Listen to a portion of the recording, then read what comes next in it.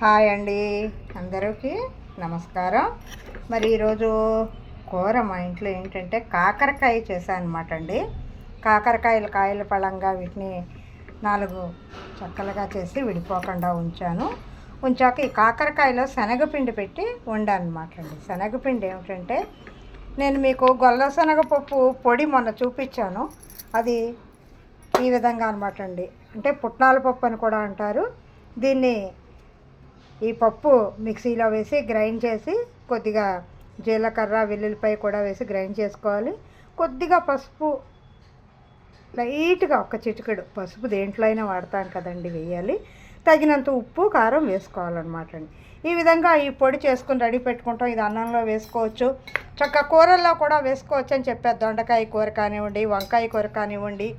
నేనైతే ఈరోజు కాకరకాయ కూర చేస్తూ కాకరకాయల్లో పెట్టాను అనమాట అండి ఈ పొడి.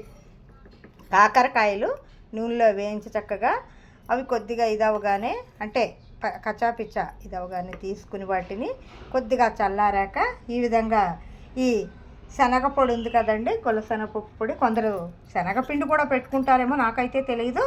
నేనైతే ఈ పొడి పెట్టి ఈ విధంగా కాయలు పళంగా వీటిని చేశాను.